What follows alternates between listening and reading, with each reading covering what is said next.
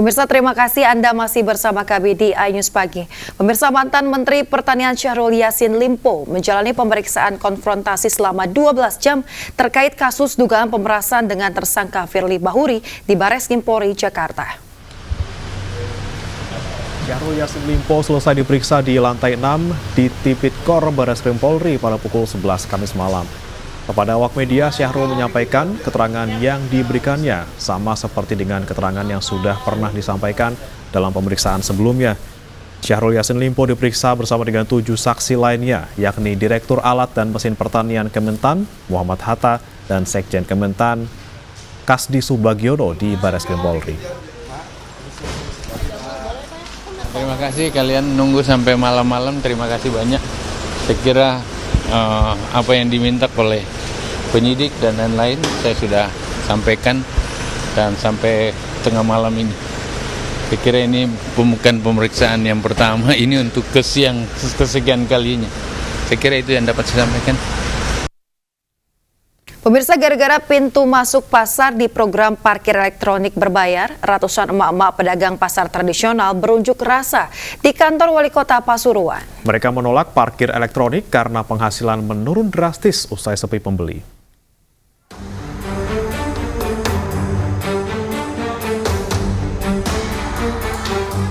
Satu persatu pedagang pasar Kebon Agung mendatangi kantor Pemkot Pasuruan di Jalan Pahlawan, Pasuruan, Jawa Timur. Pasalnya, sejak penerapan parkir elektronik Pemkot Pasuruan, pembeli pasar nyaris tidak ada sama sekali. Saya minta dibuka pasar tutupin biar normal, ya Bang, biar normal seperti sedia kala. Sepi Pak, pasarnya sepi teman Mbak ya.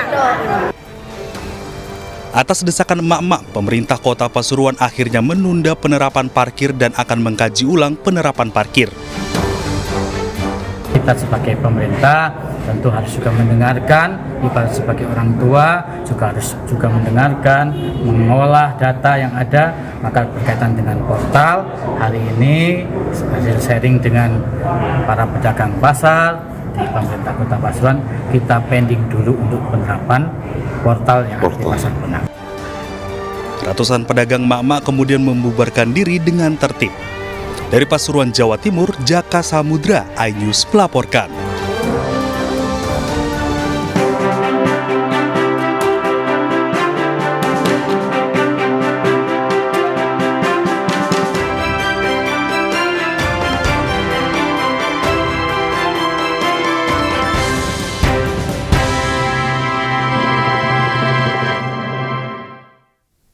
Kita ke informasi jelang pemilu. Pemirsa, Capres nomor urut 1 Anies Baswedan disambut ratusan simpatisan dan juga pendukung saat berkunjung di kota Kendari, Sulawesi Tenggara.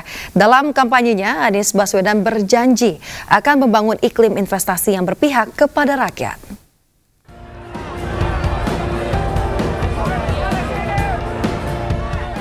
Calon Presiden nomor urut 1 Anies Baswedan disambut oleh ratusan simpatisan dan pendukung di Kendari, Sulawesi Tenggara. Di hadapan para pendukungnya, Anies berjanji memberikan perubahan terhadap iklim investasi di Sulawesi Tenggara, utamanya dalam sektor pertambangan. Ia menyampaikan rencananya untuk membangun investasi padat karya di Sulawesi Tenggara yang bisa menyerap lebih banyak tenaga kerja. Tidak hanya itu, Anies juga menilai investasi pertambangan di Sulawesi Tenggara belum berpihak kepada rakyat. Bahkan kerusakan lingkungan akibat pertambangan memberikan dampak buruk bagi warga lingkar. Karena itu ke depan yang kita mau dorong apa?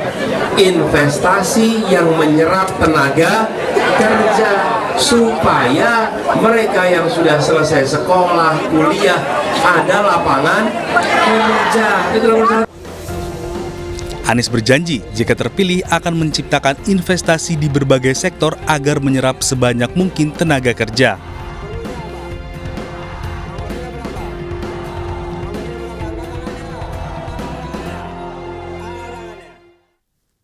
Capres nomor urut 2 Prabowo Subianto melanjutkan kampanyenya di Kota Bengkulu. Dengan menggandeng artis Raffi Ahmad, Prabowo menyampaikan program andalan Paslon 02 di depan para pendukungnya.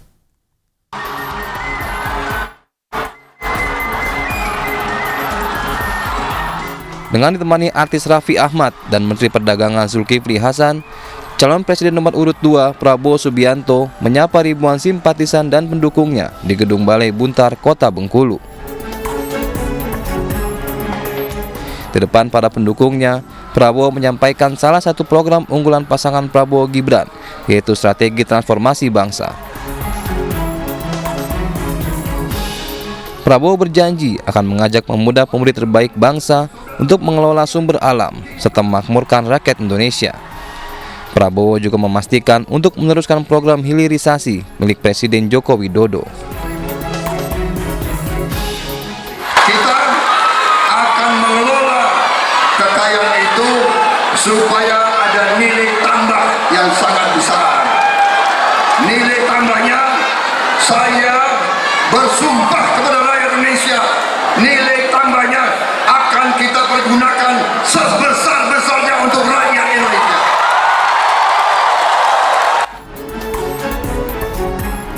Selain itu, Prabowo kembali menekankan akan menjalankan program makan siang dan minum susu gratis bagi para pelajar di Indonesia jika menang dalam pemilu 2024.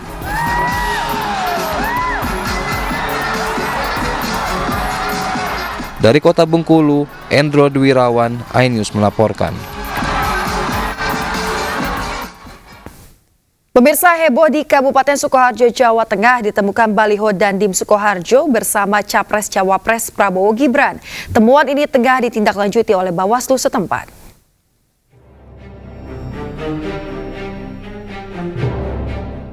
Inilah salah satu baliho yang sempat menghebohkan warga Sukoharjo, Jawa Tengah. Dalam baliho tersebut terlihat foto Komandan Kodim 0726 Sukoharjo, Letkol Slamet Riyadi, berdampingan dengan paslon Capres-Cawapres tersebut. Baliho berukuran 3 x 1 meter ini berada di 3 lokasi, diantaranya di Jalan Persawahan yang jauh dari keramaian, yakni di Kecamatan Bendosari dan Sukoharjo Kota. Baliho ini ditemukan oleh warga dan segera dilaporkan pada Bawaslu. Itu ada warga yang melaporkan kepada jajaran kami, kemudian itu kami tertibkan terkait dengan ini. Bagaimanapun juga itu kami menganggap bahwa ini juga ada upaya untuk menjadikan sesuatu seperti itu, jadi memang harus kami amankan. Kemudian beliau berdua tadi memastikan bahwa TNI dan Polri itu dalam pemilu tahun 2024 ini.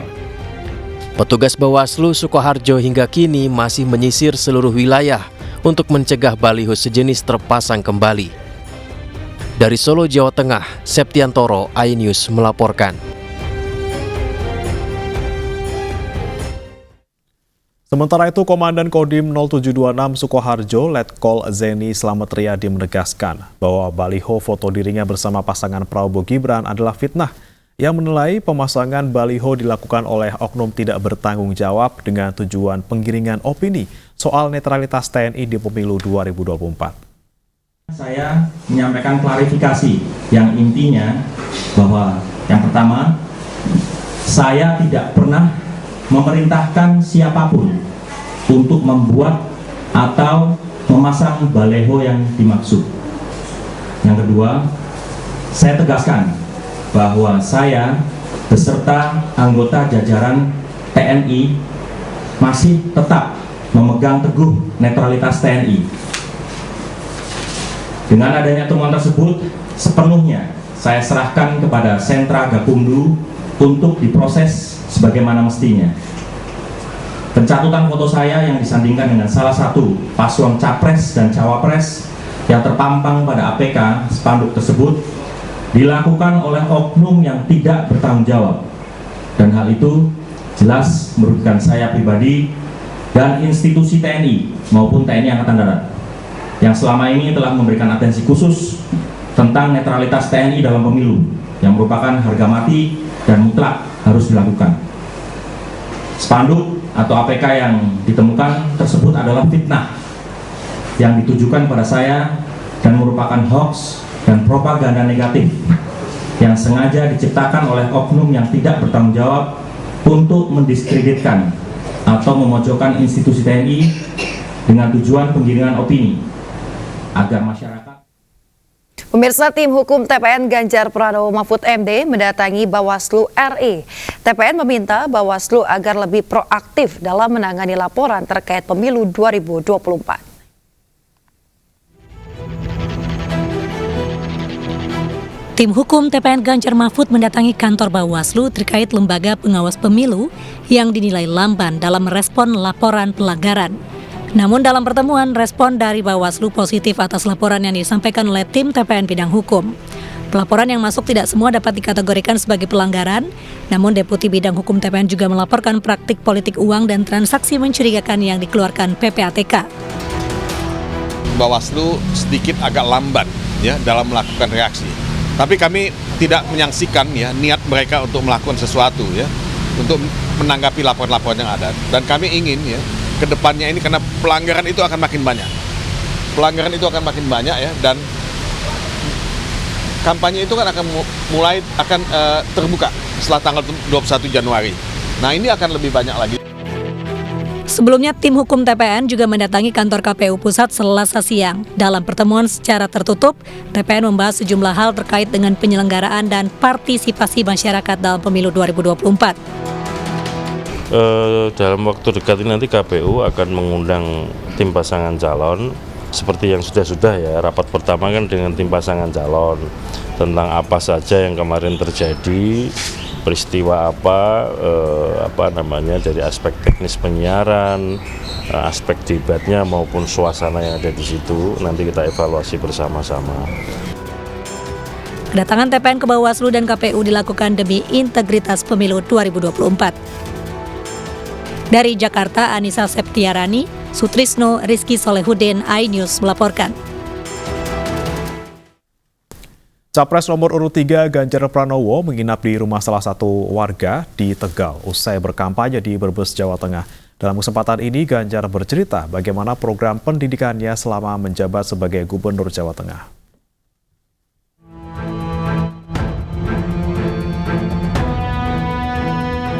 Bermalam di rumah warga merupakan salah satu agenda rutin Ganjar saat berkampanye di berbagai daerah. Kali ini Ganjar berkesempatan bermalam di rumah milik Ibu Waidah, seorang guru honorer, dan anaknya Fikri Haikal, seorang alumni SMKN Jateng Semarang di Jalan Arjuna, Kelurahan Selerok, Tegal, Jawa Tengah. Dalam kesempatan tersebut, Ganjar bercerita bagaimana program pendidikannya selama menjabat sebagai Gubernur Jateng dapat menghantarkan Fikri ke pendidikan yang lebih tinggi hingga mendapat pekerjaan. Iya, ini nginep di rumah warga yang anaknya alumni SMK Jateng. Jadi rumah ini ternyata dibangun oleh anaknya 80 juta kalau nggak salah. Belum selesai Pak, nanti saya terusin, waduh terharu saya. Dan bisa tidur nyenyak, dikasih sarapan, apa namanya kalau nasi sini namanya? Nasi ponggol khas Tegal. Kayak apa sih, rames gitu, enak banget. Dan saya senang mendengar cerita orang tuanya, anaknya yang sekolah di SMK Jateng ini budi pekertinya baik, anak yang bertanggung jawab, kerjanya profesional. Ingat orang tua itu sesuatu yang luar biasa. Dalam skala nasional, Ganjar akan menitik tumpukan pembangunan manusia pada pendidikan. Salah satunya melalui program Satu Keluarga Miskin, Satu Sarjana.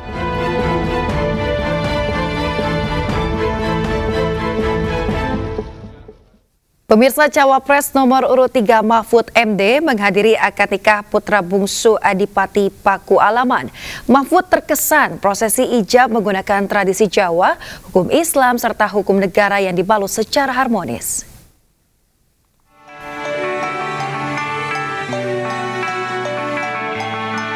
Bertempat di Kompleks Pura Paku Alaman, Mahfud MD, calon wakil presiden Partai Perindo nomor urut 3, menghadiri prosesi akad nikah putra bungsu Adipati Paku Alaman, Kanjeng Gusti Pangeran Adipati Karya Paku Alam 10.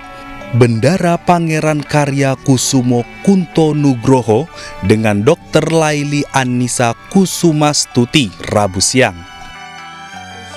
Mahfud mengaku beruntung diundang dalam peristiwa sakral bernuansa tradisi ini. Mahfud semakin terkesan saat proses akad disambut tradisi Jawa yang dipadukan dengan hukum Islam serta hukum negara.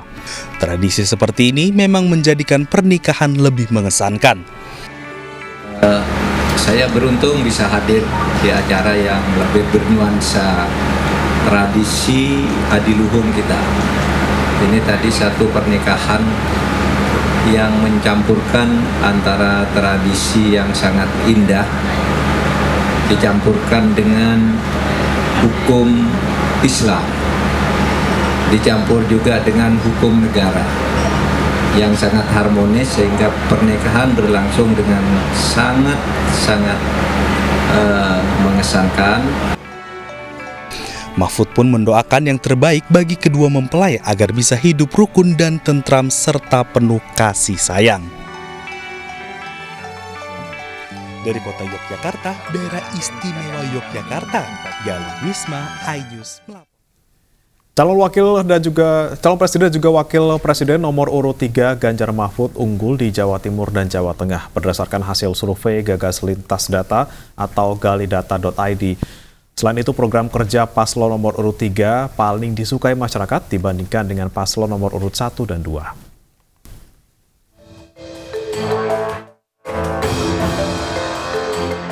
Gagas Lintas Data atau galidata.id menggelar survei elektabilitas 3 pasangan calon di Pilpres 2024. Galidata menyoroti sasaran suara di 3 provinsi, yakni Jawa Barat, Jawa Tengah, dan Jawa Timur. Hasilnya, Ganjar Mahfud unggul di Jawa Tengah dan Jawa Timur, sementara Prabowo Gibran unggul di Jawa Barat.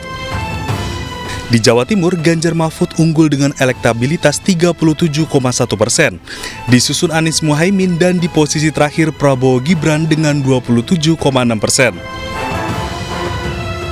Di Jawa Tengah, Ganjar Mahfud memperoleh elektabilitas 43,7%. Paslon 2 di 2 posisi 2, sedangkan Paslon 1 di posisi 3 dengan 24%. Sementara di Jawa Barat, Prabowo Gibran unggul dengan elektabilitas 40%. Ganjar Mahfud berada di posisi 3 dengan 22%.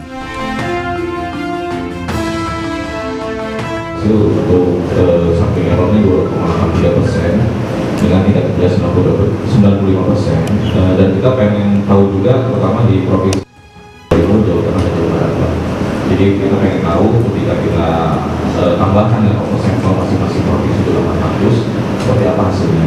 Jadi tetap 1.200 itu bisa, khusus di Jawa itu masing-masing kita tambah 800. Galidata juga menyoroti tingkat kesukaan masyarakat terhadap program 3 pasangan calon presiden 2024. Hasilnya, program kerja yang paling disukai masyarakat adalah program yang ditawarkan Ganjar, dengan elektabilitas 56,8%, sedangkan sisanya sebanyak 22,1% suka dengan program Paslon 02 dan 21,5% menyukai program Paslon 01. Satukan tekad mendukung dan memenangkan Ganjar Mahfud untuk Indonesia 2024 melalui pesta rakyat berlangsung di sejumlah wilayah. Pemirsa, bersamaan dengan digelarnya konser musik, ribuan warga Kabupaten Lamongan, Jawa Timur turut menghadiri deklarasi untuk mendukung pasangan Ganjar Pranowo dan Mahfud MD dalam Pilpres 2024 mendatang. Ajang pesta rakyat Ganjar Mahfud yang berlangsung di lapangan sepak bola Balakan Pula ini menjadi saksi dari semangat dalam mendukung perubahan positif untuk masa depan bangsa. Kegiatan ini dimeriahkan oleh sejumlah penampilan musisi dari berbagai genre seperti Orkes Musik Sera, Ersa Amelia, dan juga Nilam Dermaga.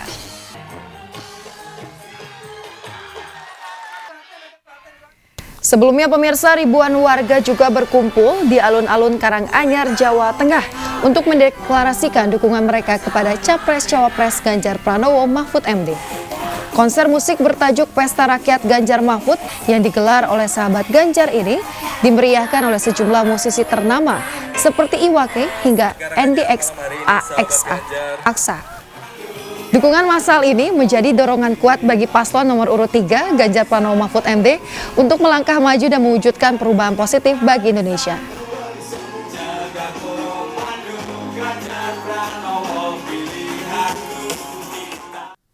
Mendekati Pilpres 2024, relawan Ganjar Mahfud semakin gencar menyosialisasikan program unggulan paslon nomor 3 tersebut di berbagai daerah, mulai dari menggelar bazar murah, membantu para pelaku UMKM, kegiatan sosial, hingga memberikan sejumlah pelatihan menyasar ibu rumah tangga.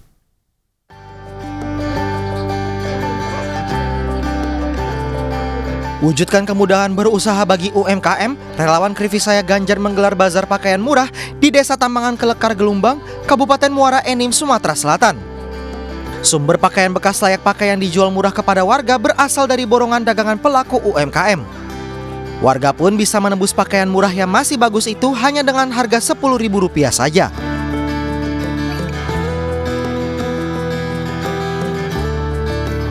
Sementara di Tuban, Jawa Timur, relawan Kiai Muda Ganjar mengadakan bazar sayur, lauk pauk, hingga bahan pokok lain di dua lokasi yakni Desa Klumpit dan Desa Tluwe. Sejumlah barang yang diperdagangkan diperoleh dari memborong dagangan UMKM maupun pedagang kelompok setempat. Hanya dengan Rp20.000 saja warga bisa membeli beras, minyak goreng, sayur mayur hingga lauk pauk sebagai bentuk kepedulian memenuhi keperluan gizi keluarga. UMKM Sahabat Sandi for Ganjar Mahfud Jakarta Utara dan kader Partai Persatuan Pembangunan mengadakan pelatihan pembuatan sabun cuci piring untuk usaha rumah tangga. Pelatihan ini bertujuan menciptakan lapangan pekerjaan di Kampung Bandan, Kelurahan Ancol, Kecamatan Pademangan, Jakarta Utara. Selain mengakselerasi pertumbuhan ekonomi dengan memperjuangkan kesempatan pekerjaan baru, kolaborasi keduanya juga untuk mengenalkan program Ganjar Mahfud ke masyarakat.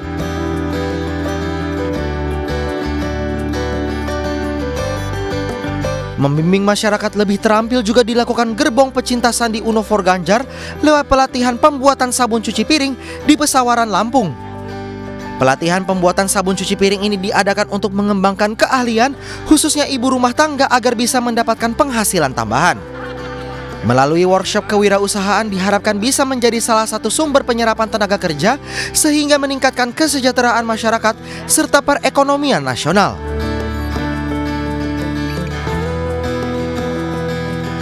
Untuk mendukung kemajuan sektor wisata, relawan Ganjar Mahfud Nusa Tenggara Barat memberikan sejumlah peralatan pendukung jualan kepada para pelaku UMKM Pantai Ampenan di Kota Mataram. Berbagai bantuan itu diantaranya termos, tikar, hingga pengeras suara yang akan digunakan untuk menarik perhatian pembeli. Selain pemberian bantuan, kedatangan relawan juga untuk mensosialisasikan visi misi dan berbagi program unggulan dari paslon nomor urut 3 Ganjar Mahfud yang dapat membantu para pelaku UMKM. Sedangkan di Kabupaten Lombok Barat, relawan Ganjar Mahfud Nusa Tenggara Barat memberikan bantuan peralatan tangkap ikan untuk kelompok nelayan di Desa Senteluk, Kecamatan Batu Layar. Bantuan diberikan usai dilakukan survei kebutuhan nelayan di mana banyak peralatan tangkap ikan mereka yang telah rusak dan usang. Bantuan ini diharapkan bisa menunjang aktivitas para nelayan sekaligus meningkatkan produktivitas mereka.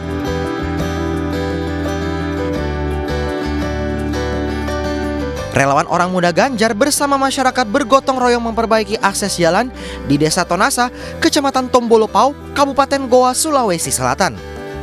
Kerja bakti ini digelar untuk mempermudah dan memperlancar aktivitas sehari-hari sekaligus mensosialisasikan sejumlah program unggulan Ganjar Mahfud kepada masyarakat.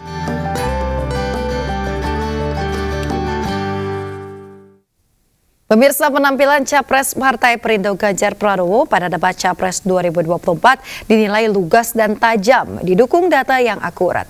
Gagasan yang berimbang antara sudut pandang internal dan juga eksternal pertahanan nasional tersebut membuat Ganjar layak disematkan title War Daddy.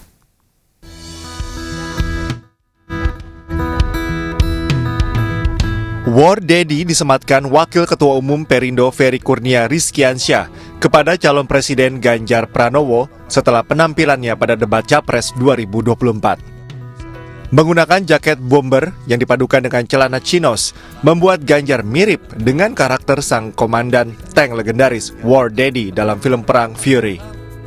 Dalam debat, Ganjar dinilai tampil lugas dan tajam dengan gagasan yang berimbang antara sudut pandang internal dan eksternal pertahanan nasional. Jadi dia tidak hanya melulu pada alat pertahanannya saja atau bagaimana konteks pertahanannya, bagaimana dia coba combine-kan dengan ekonomi pertahanannya, bagaimana dia combine dengan SDM-nya atau masyarakatnya. Sementara itu di Sidoarjo, Caleg DPR RI Dapil Jatim 1 dari Partai Perindo, Anang Iskandar, mengajak masyarakat dari berbagai kalangan untuk melihat langsung kualitas calon Presiden Ganjar Pranowo dalam nonton bareng debat Capres 2024. Kita mengajak seluruh masyarakat untuk bisa memilih Partai Perindo dan juga memilih Ganjar Mahfud nomor 3. Intinya kita tetaplah kompak, mantap untuk memenangkan Ganjar Pranowo sebagai Presiden dan Pak Mahfud sebagai Wakil Presiden. Jelang pemilu 2024, Partai Perindo akan terus mengoptimalkan sosialisasi dan konsolidasi ke masyarakat untuk pemenangan Partai Perindo dan paslon nomor 3 Ganjar Mahfud. Tim Liputan iNews melaporkan. Berbagai cara unik dilakukan para calon anggota legislatif Partai Perindo untuk mendekatkan diri dan menggait suara masyarakat, seperti yang dilakukan pemeran Prabu Siliwangi An Kusmardian yang menyapa dan bersosialisasi dengan warga di Cirebon, Jawa Barat.